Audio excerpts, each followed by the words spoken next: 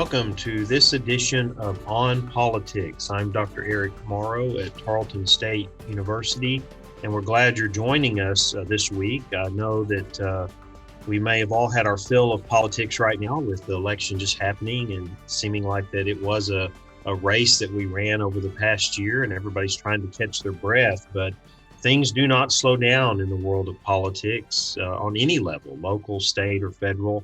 And there's a lot to analyze and a lot to discuss. And so today, I do not have an interview for the week because this is really a catch-up day on a number of different issues that I think are important coming out of the election and looking at the weeks and the months ahead.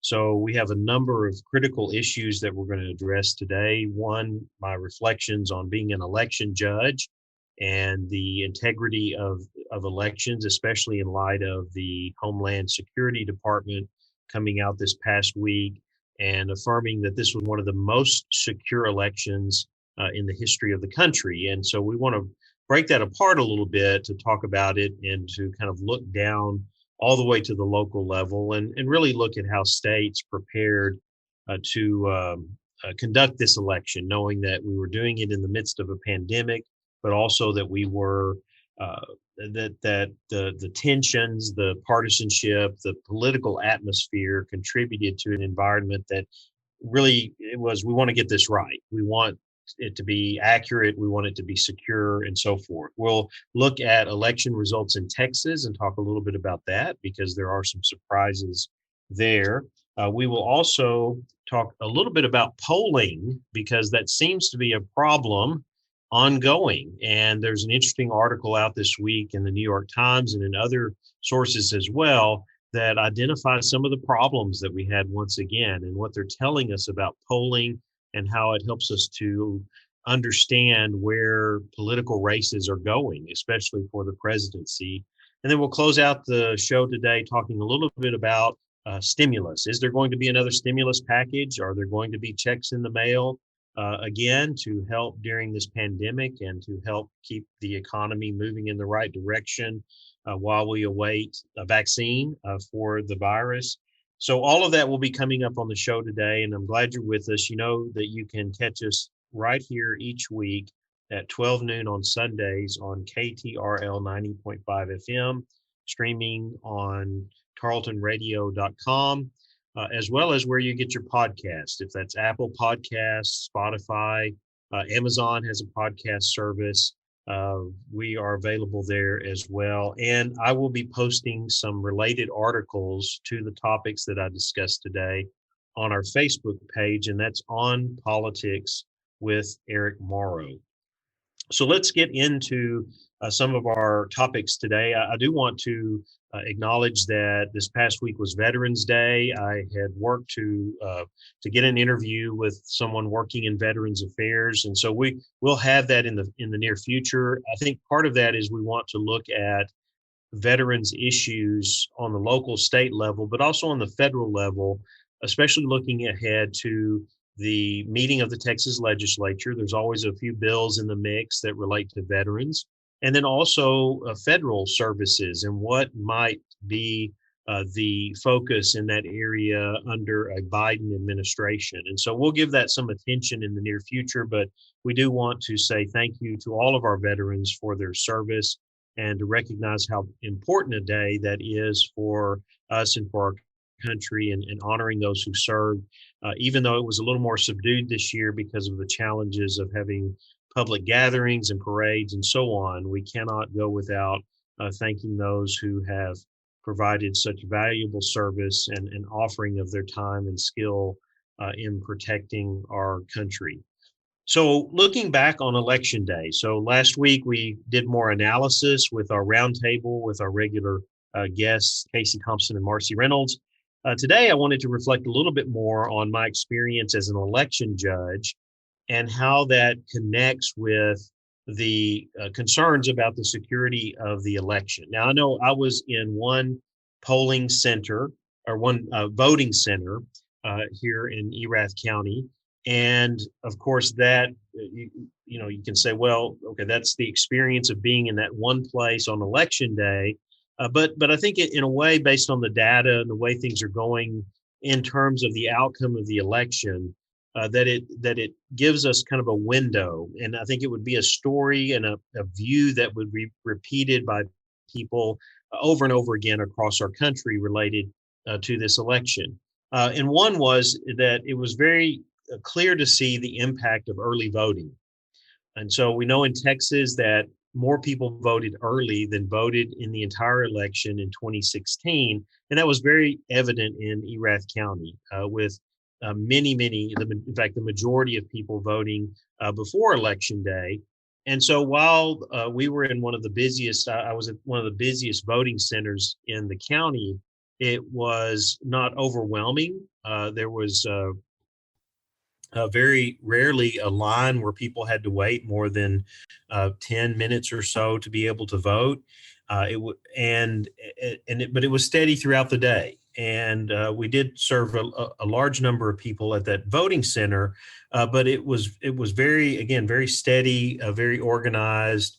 People were able to come in and to cast their vote, and I think part of that, and I think we saw this around the country because of the way early voting was used, or in some states, you had a high level of voting by mail that was expanded because of the pandemic, that it made the election day experience. It was much more accessible. It was not this waiting, and of course there are going to be exceptions to that, and there were some in some urban areas, but for the most part, we can see that early voting did have a significant impact. And whether it was early voting in person, which is what we saw a lot of in Texas, because voting by mail is a little bit different process. You have to request a ballot, you have to fill out the paperwork to get it, and then it comes to you, and then you have to fill it out and send it in and by a certain date. Early voting, I think, will be something that will be with us. There'll be some discussions and analysis of voting by mail and some of the challenges that it has created, but it'll also be looked at as post-pandemic. Where will we be when we have the next general election? Do we have these similar challenges that require us to try to facilitate voting by people whose health or whose well-being may be in jeopardy? I think some of those questions won't be there. And so early voting, though, will probably be something that will be expanded. It will be something that will be encouraged and will be an option going forward, continue to be an option in some places, but even more so in that the look at that to accommodate large numbers of people, given the turnout that we saw, not just in Texas, but around the country. Now, my day at the voting center, I spent some time checking people in and printing, getting their ballot card to them, and so forth. But a lot of it was I spent cleaning, so wiping down each machine as people came in and cast and filled out their ballot, which was done by a machine that basically functioned as a printer. It read their ballot depending on where they lived in the county, gave them their options to vote on the screen. They selected them, and then it printed all that back out on the ballot card, which they then took and put into the ballot box, which then tabulated the vote. So I spent a lot of time cleaning, giving directions in terms of how to use things, helping people in different ways. But one of the things that I think I came away with that I've posted on Facebook and I've mentioned to others was how much the people that were there and how much the county election officials, the training that was provided, the rules that are in place are all focused on creating a space where people can come in and exercise their right to vote and freely choose the candidates that they want to freely choose to vote on in whatever way they want on the candidates and the issues that are presented on the ballot. And I think that's where we sometimes lose focus of that and all of the debate and the partisanship of this, and should we have voting by mail or not, and we get off on these tangents, which again, some of them are very valid and some of those things need to be examined. But I think what we saw affirmed on election day, right here in Erath County, and I think around the country, was the integrity of voting and the hard work of our fellow Americans to provide that space where people can come and they're not pressured, they're not inundated with all that we see out in the our society in terms of everything that goes into an election and the advertising and the events and the debates and so on. Here was space that was free from all of that, where the expectation was is that you walk in, you get your ballot once it's verified you're a registered voter, and you cast your vote, and you make the choices. You're sitting there uninterrupted, no one looking over your shoulder, no one discussing anything with you, no one trying to change that atmosphere in some way that would be partisan, either by what they wear or what they're saying.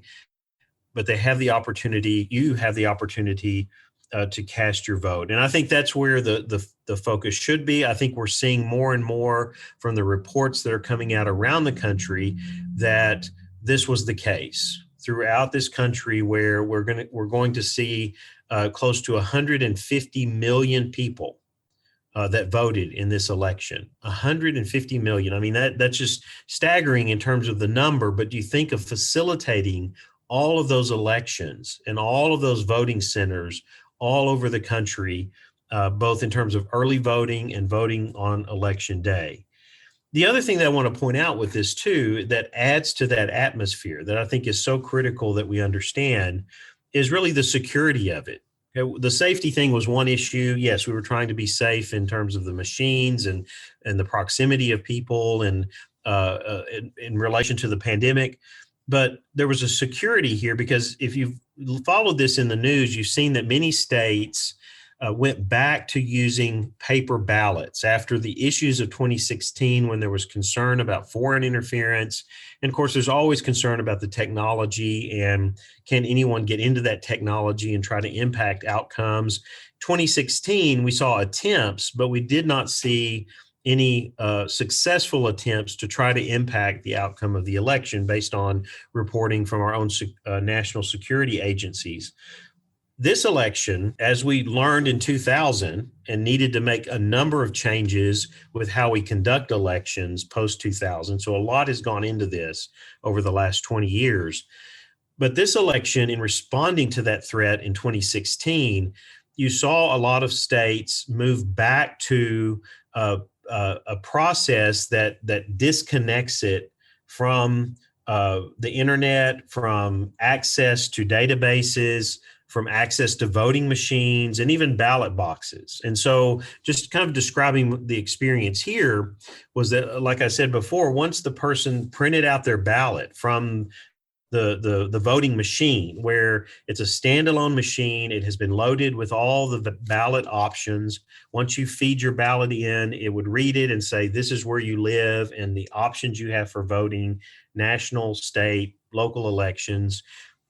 You made your choices, it printed out the ballot, and then a paper ballot in your hand, which is a record, okay, which is a backup record of the vote, was fed into a ballot box that tabulated, that read that ballot and then tabulated, stored the paper ballot, but then also fed it to a USB drive that, again, a machine that was not connected to the internet, the web, or anything like that. So all of that data was stored, that was then at the end of the day taken to the courthouse to be read and to be processed. What we saw in this election all over the country were the use of systems that broke up that process, that made it very difficult for anyone outside in using technology to intrude upon the integrity of the vote. And I think that's very critical to understand in this. And this is why that many states, even with the close outcomes, some of them are going to recounts and so on, and that's fine. We need to make sure of the integrity of the vote. We need to have these processes, especially with the increased use of mail-in voting, especially with the close margins in certain states. We need to have this process where it it's examined, it's recounted, it's looked at, it's made sure that the integrity of the vote is there. But where the Homeland Security Department, where states, secretaries of state, voting officials throughout the country have been more confident is because of the changes that they made in implementing voting within their state. And so that security, I think, lends, yes, it's a challenging outcome to people. All elections are. There's always people who win and people who don't. There are always people who are supporting a candidate that does not win an election, and there are those that will. That's the dynamic and the role of elections. But I think one of the things that we need to come out of this, and I think this is one of the challenges that we see, and I would like to encourage people to not just be making assumptions, and this includes our elected leaders. You can't make these just blind assumptions without evidence that show that our election was compromised. And yes, there are problems out there. There were problems in every previous election in this country. There have been problems that we analyze and we adjust and so on. But the extent of the problems that we're seeing are not the kind of problems that would say, oh, we need to hold the outcome of this election in doubt. Now, I want to be careful here because I do want to say I'm all for the integrity of the election, as I said, going through these processes that are necessary in certain states. Certainly, legal action is open to any group that comes forward and says we question the concerns about this, the way this was handled, or access to this, or the way this was done. We have, our system is set up for that, to be able to address those concerns and to make sure that, yes, the outcome is valid. So I'm not questioning that part of it. I think what I'm questioning is that you've got a lot of people out there who are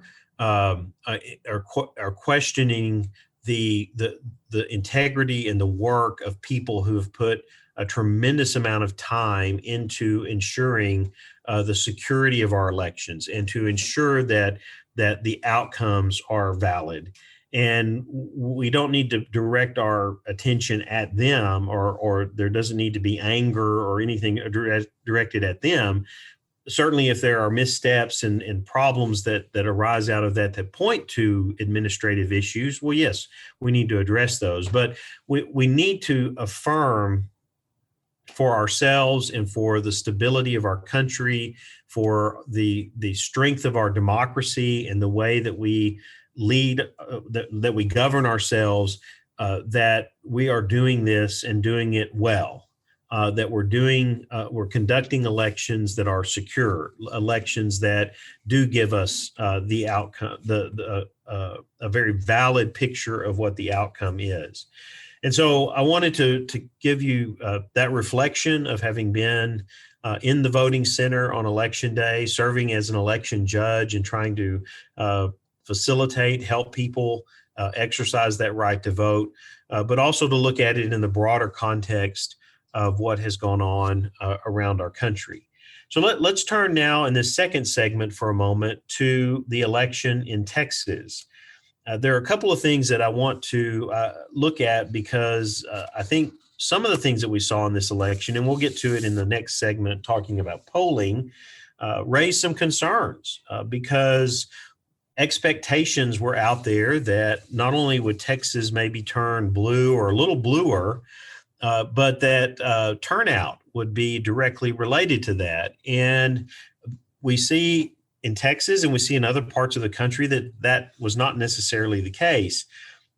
We did see high turnout, the highest turnout we've seen since 1992, when 66% of registered voters for this election, we had over 70% then, but 66% of 17 million registered voters voted in this 2020 election. So high turnout. We can see that across the country. While Texas is not one of the highest states in terms of turnout, we did make some progress because this has always been an issue in Texas with voter turnout. Part of it is we have a lot of elections. We will see this high turnout now, and then next November, when we are asked to vote on amendments to our state constitution, which will be the only thing on the ballot next November, we will see the lowest turnout. Usually that turnout averages between 9 to 12% of registered voters to approve or reject proposed constitutional amendments that will come out of this next legislative session. So, but 66% turnout, high for Texas, especially in the past almost 30 years. But that has implications, has national implications, because the high turnout gave us some picture of what is going on in the electorate. We'll talk about that in a moment when we look at polling. But in Texas, a couple of the concerns here that will be the subject of analysis for people like us who teach government, political science, for those that are involved in electoral politics in the state, those that are running for office or either to keep their seats or to try to enter political office. A lot of this is going to be under analysis in the months, especially over the next 2 years, until we have a statewide election in 2022, when we'll be electing governor all the way down to local county offices as well. So one of the premises that has always been out there related to elections is that the higher the turnout, the more that is beneficial to Democrats. Part of that is tied to high turnout in urban areas where you have a higher percentage of minorities in urban areas that would be registered voters. Part of that is identifying that minority groups, which again, we saw this in this election, that the larger percentage overall usually goes to Democrats, although Texas is a little bit different here, and we'll point out some examples here in a moment.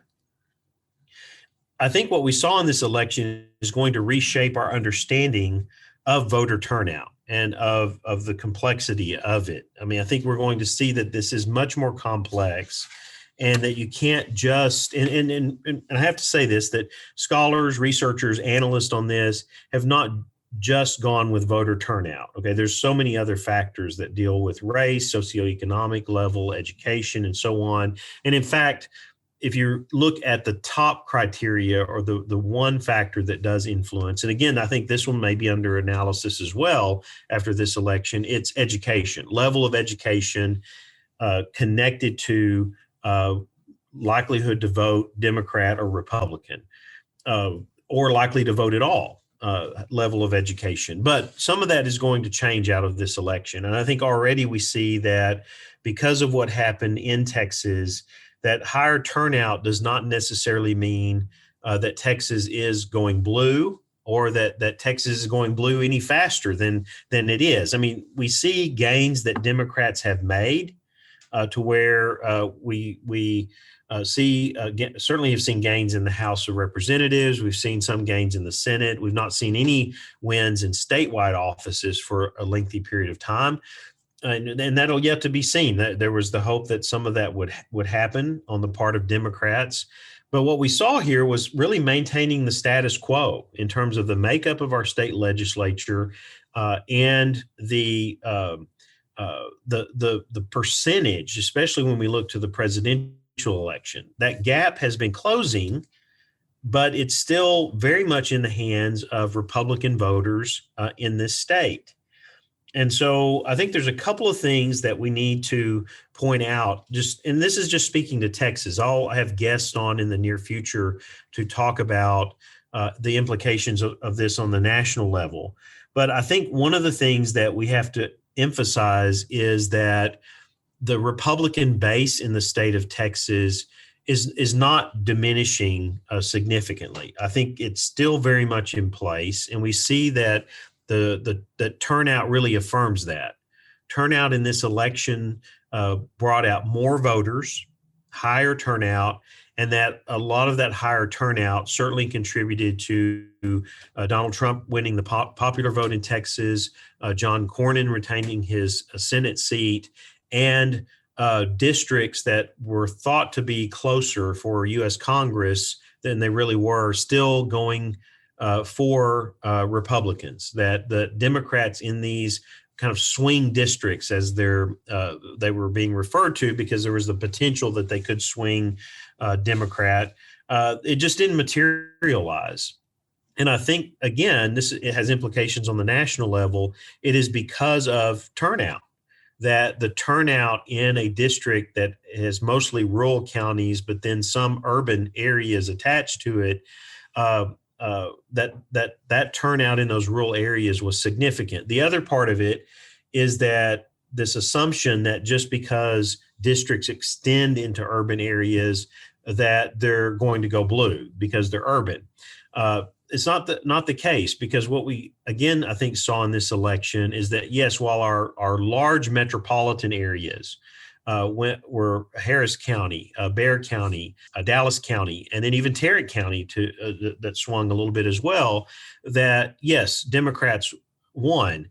But when you move out to the suburbs, that's different. It's a different story. It's a different makeup of voters that, while they may be considered next to an urban area, their party identification, their political ideology, and so forth, it still shows that Republicans have a strong a base there as well. And then, of course, I'll bring back my argument. I talked about this last week, but that when we look at these mid-size and growing cities in Texas, from Amarillo, Lubbock to Waco, we see a number of these cities that are they're growing.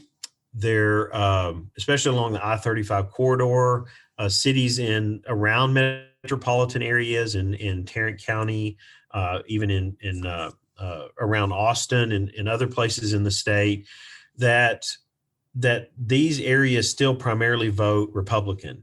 And there's enough of vote there that helps to swing that in favor of Republican candidates and, of course, Republicans in statewide and national elections. And so I think what we're going to have to do going forward, when we're going to look at this in Texas, is that we're going to have to be more engaged in what is actually happening in these specific areas, in the suburbs, in these mid-sized cities in Texas, and how they're voting. I think that gives us a more of an indication of how far are we going along this line of becoming purple or blue, in which is there a point in the future, and how far out is that? Because we continue to talk about it, and then we push it to the next election. Texas is going to go blue. Texas is going to go blue. Well, the margin for the presidential race was closer. It was even closer than Ohio. I mean, that tells you something about Texas and how close it's getting. But it still was not significant enough to make up ground from really previous elections and show that Democrats really have a chance to take some statewide offices or to swing more districts in the state legislature. The other thing, too, that's a critical factor, and this is the one I'll close on this before we go to a break, and that is looking at the voting among Hispanics in Texas. I mean, what we actually saw, and this is very interesting, and this tells us that we really need to do more work among that population in the state. We looked at like Starr and Zapata counties, where turnout increased about 15 and 6% points respectively from 2016. So turnout increased, not substantially. I mean, voting was among Hispanics in Texas, while it did increase some in terms of a percentage of the voting population, it was relatively flat from 2016. But what we saw was an increase of voting for Trump.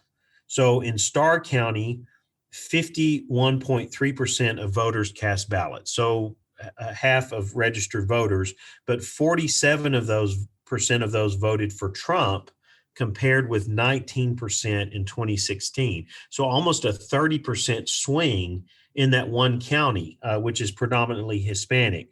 Biden lost in Zapata County, which Hillary Clinton won by a 33-point margin in 2016.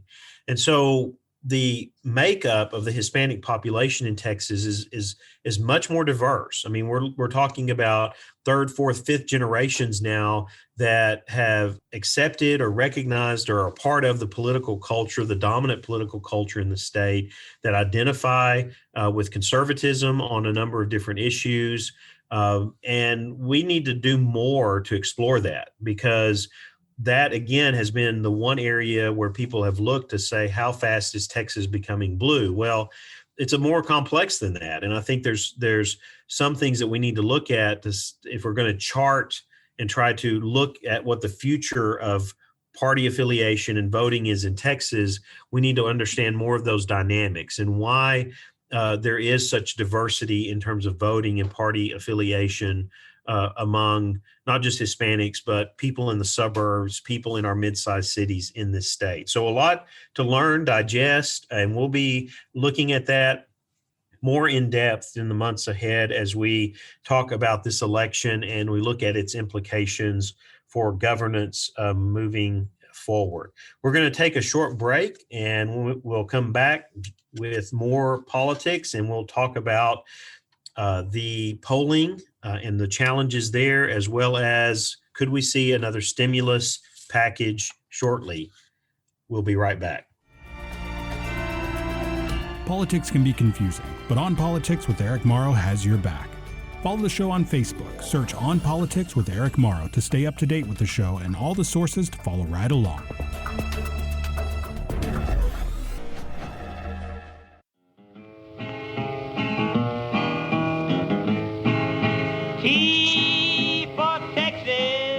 T for Texas is a Texas-based history podcast from historian Dr. T. Lindsay Baker. Find a new episode every Thursday morning wherever you get your podcasts.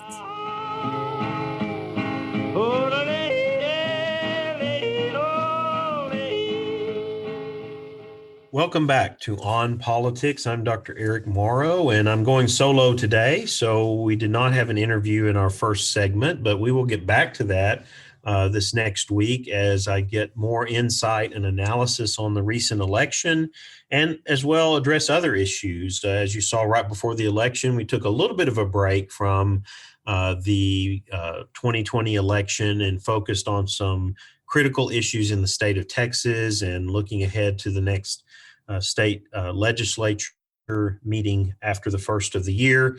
And so we will bring more of that to you, especially some local issues as well. One of the things that we continue to see is our school districts and their challenges with adjusting to the pandemic, especially with the increase in cases that we're seeing.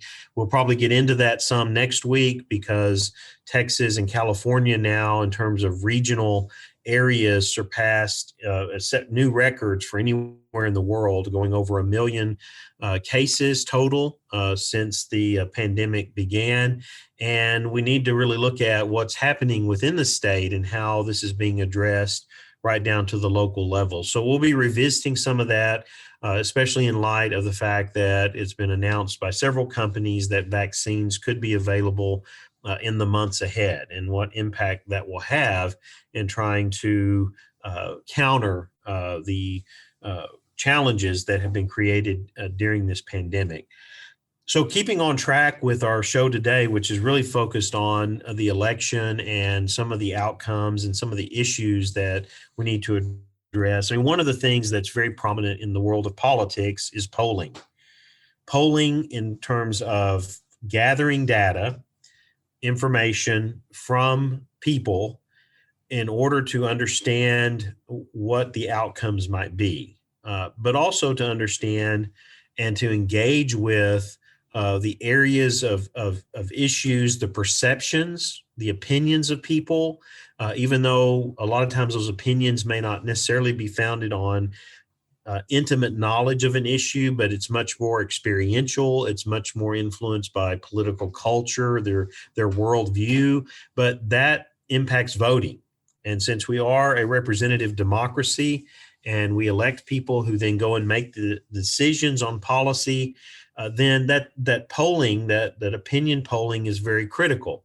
And it's also very critical in elections. It has been for a long, long time in our country in terms of guiding the way that electoral politics goes in relation to campaigns, where their focus is, what they're trying to do, what obstacles or challenges they're trying to overcome in order to win elections. I mean, that's their goal. If you're running for office, your goal is to win. That's your primary purpose. And you look at that in terms of what you need to do to connect with the largest number of voters in order to win that election. And so polling becomes very critical in this process. And it's all been thrown up in the air and under examination through these last two elections, the general elections, 2016 and 2020.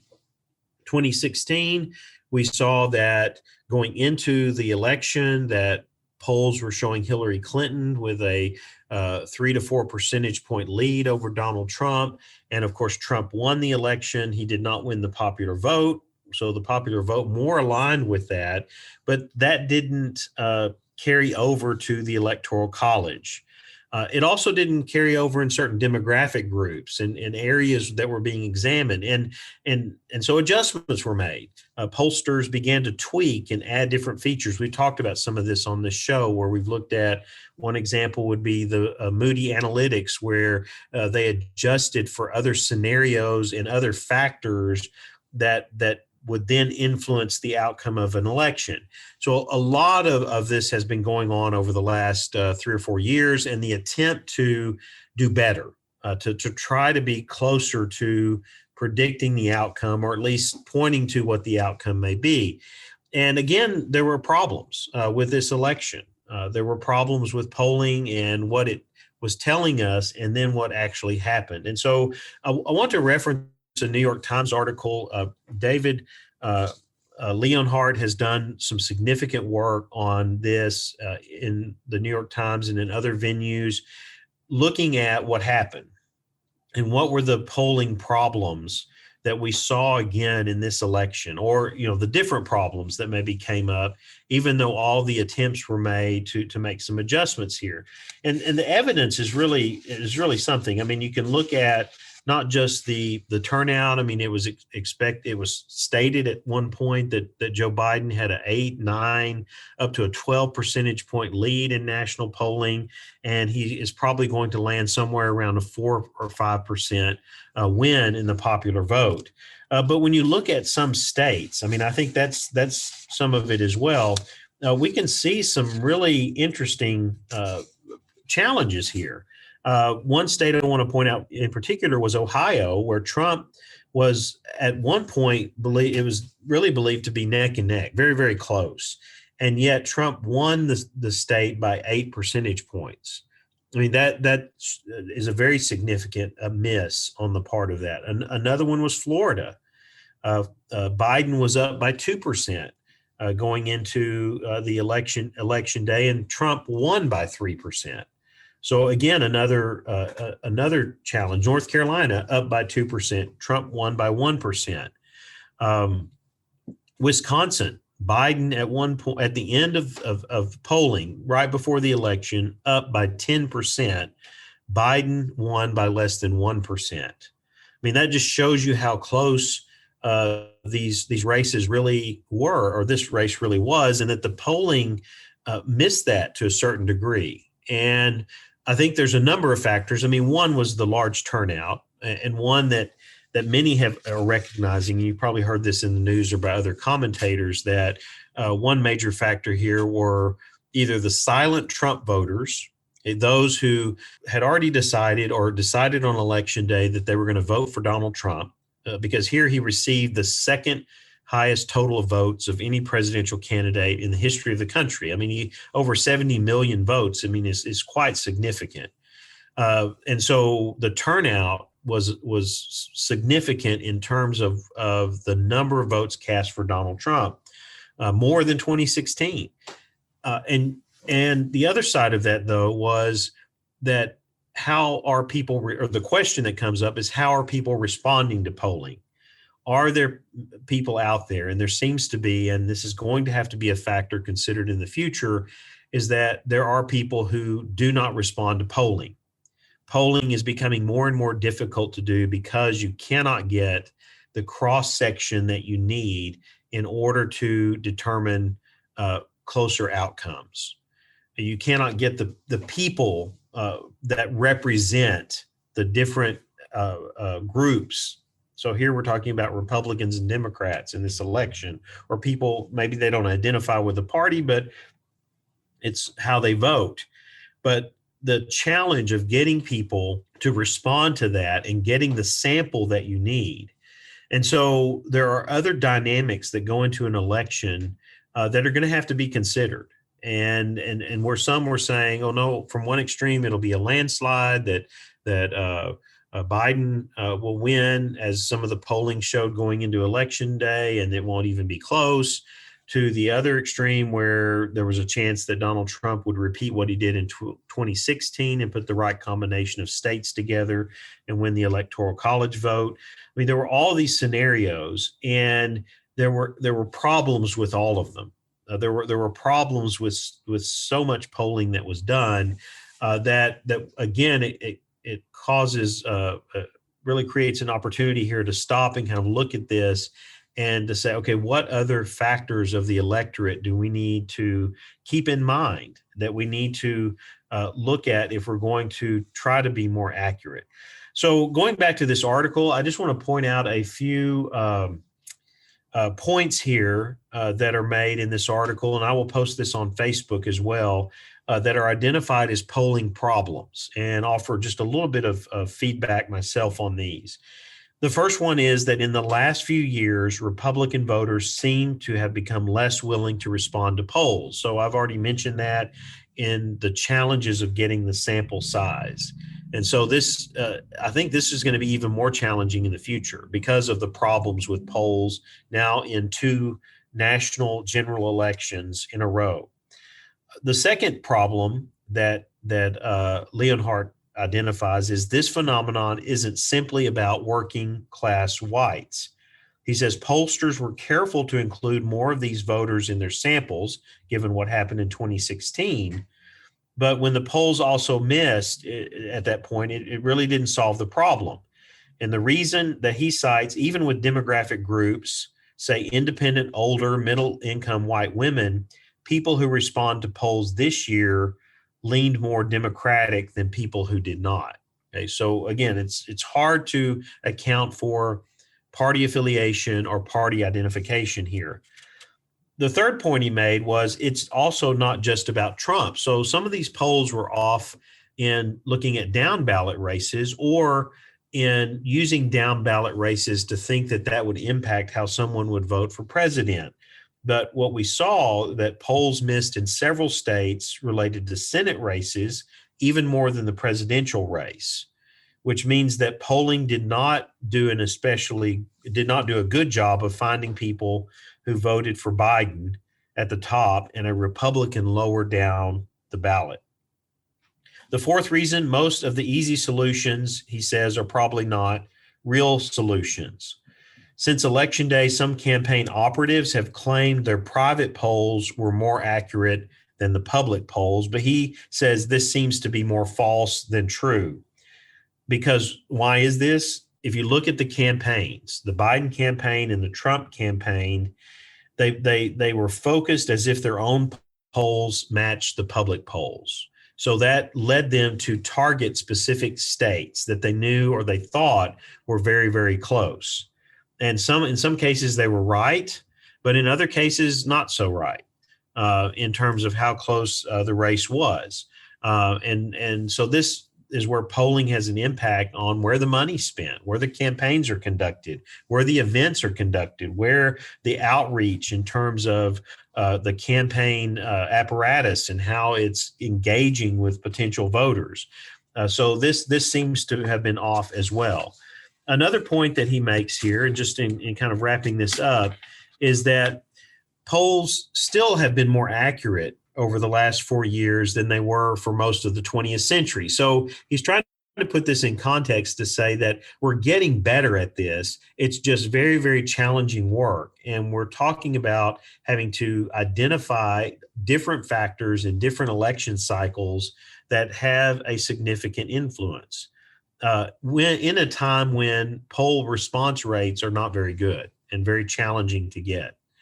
And then the last thing that he says here, and I think this is where one of the major criticisms that is leveled by many in the public, he says, we journalists can do a better job of conveying the uncertainty in polls. Not that you stop looking at polls, because I think polls tell us information, they get us information, especially post-election when we go back and do some comparative analysis. But it's the recognition that polls will never be perfect.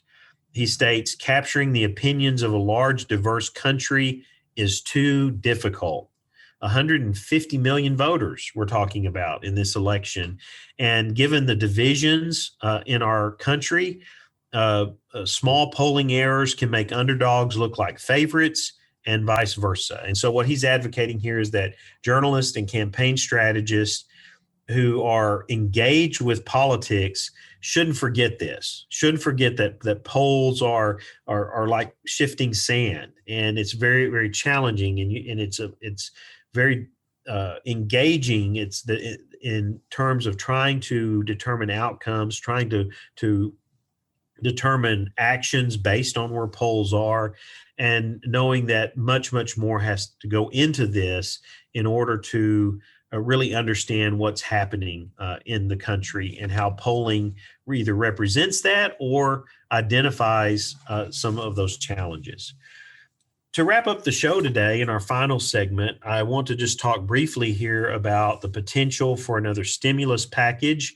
Some attention and talk is being given to this now post-election, and there are some factors that are weighing in on this of whether a large or mid-sized or whatever stimulus package will be put forward by Congress to the president that may provide some economic relief, not just to businesses, but there's been the discussion all along in negotiations, even before the election, of another check, $1,200 check to everyone under a specific income level, and maybe multiple checks to families.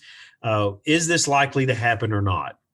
I would say, based on what I've looked at in analyzing this, and I gave an interview this past week on one of our news stations out of the Dallas-Fort Worth area, is that it is likely to happen. It's just when, and whether that will be now in the lame duck session of Congress that might lead to stimulus checks going out in January, or whether this will wait until Biden is in office and post-inauguration.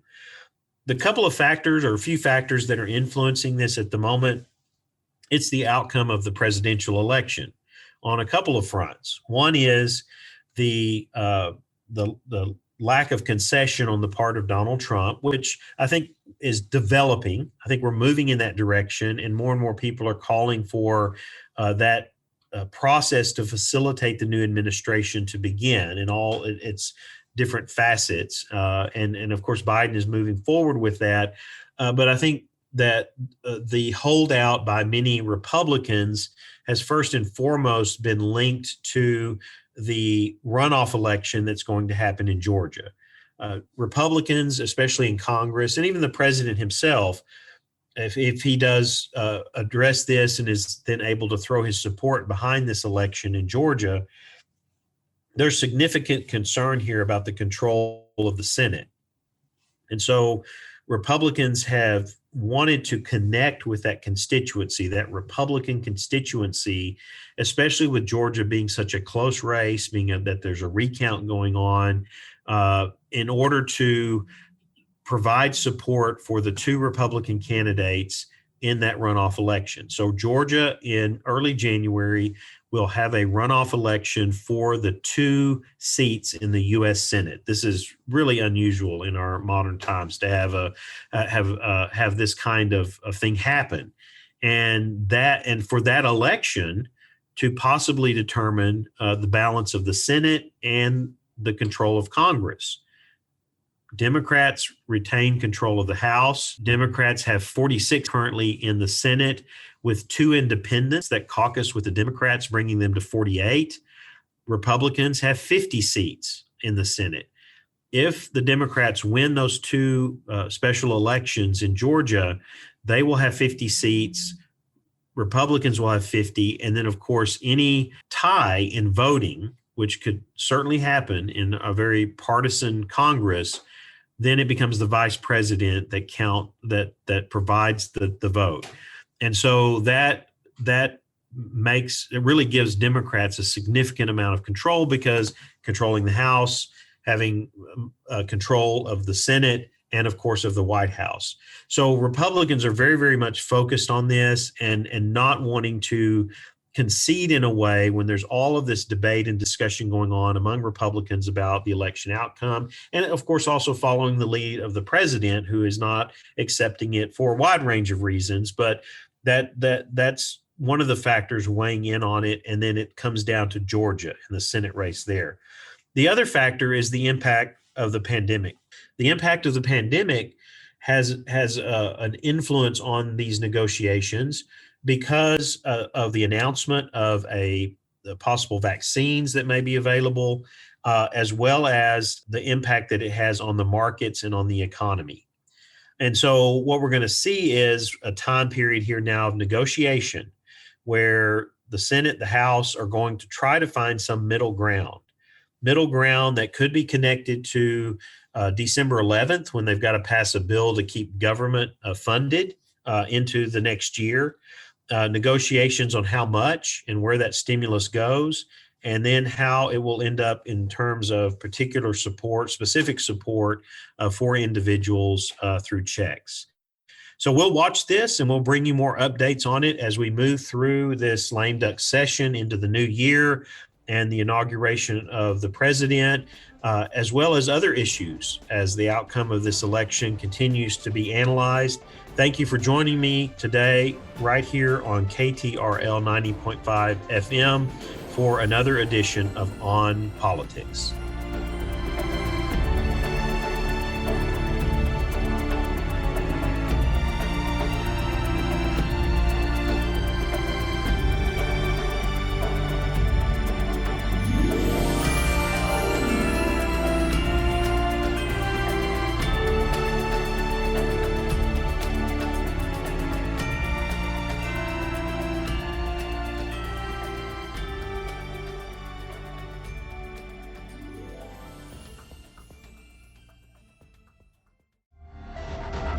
This has been a Tarleton Radio Network podcast with production from me, Taylor Welch, And me, Carissa Cole. Find more great shows by searching Tarleton Radio Network wherever you get your podcasts.